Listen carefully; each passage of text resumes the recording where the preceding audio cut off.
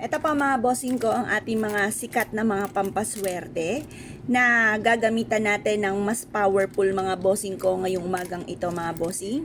7 words mga bossing ko para maka-attract tayo ng higit na swerte tagumpay sa buhay.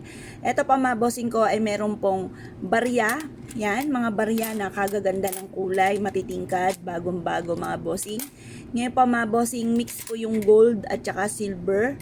Yan pa mga bossing. Ngayon pa mga bossing, hugasan muna natin itong mga barya na gagamitin natin mga bossing ko sa pampaswerte. Tapos sasabayan din natin ito ng dahon ng laurel mga bossing at ganoon din po kahit isang butil ng ating bawang. Ang dahon ng laurel ay isa sa mga subok na nagtataboy ng mga negatibong espiritu. Tapos ito naman yung ating bawang. Ito po mga bossing ko ay ganoon din po mga bossing ko, nagtataboy ito ng mga bad spirit at humahatak po ito ng swerte lalo na sa pera. Ang barya mga bossing ko, ang silver ay ayaw ng mga bad spirit. Yung mga gumagamit ng kaliwa, ayaw po niyan. Tapos, ito po ay bilog para mabilis gumulong ang magandang kapalaran. The best po itong ating bilog na barya mga bossing. Ngayon pa mga bossing, bukod po dyan, hihilamusan natin ito ng asin mga bossing.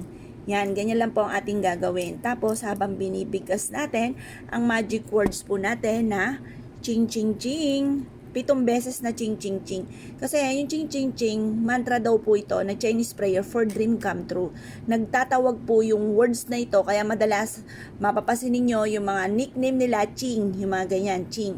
Kasi swerte na pangalan daw po to. Tapos babanggitin natin 7 beses na ching para masungkit ang swerte at matupad kaagad ang mga pangarap. Ching ching ching, ching ching ching, ching ching ching, ching ching ching, ching ching ching. Ayan.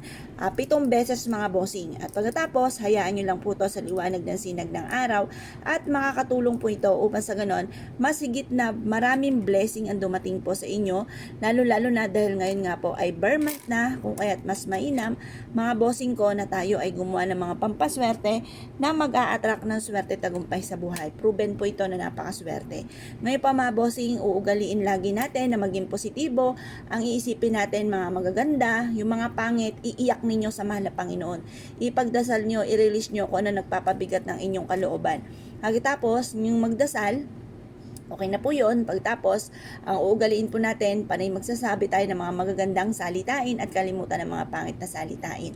Makakatulong po ito, malaking tulong bukod sa ating sipag at tiyaga at pananalig sa mahal na Panginoon, ang pagiging positibo at gumawa ng mga pampaswerte. Kasi ang mga taong gumagawa ng mga pampaswerte, naniniwala siya na siya ay suswertein, kaya gumagawa siya ng ganito, kaya siya nanonood ng mga ganito dahil naniniwala siya na siya ay suswertein or umaasa siya, kaya nagsisearch siya na maaaring siya ay swertihin. Kaya kung kayo paniniwala at nais po itong gawin, ay siya mga bossing, good luck bossing po lahat.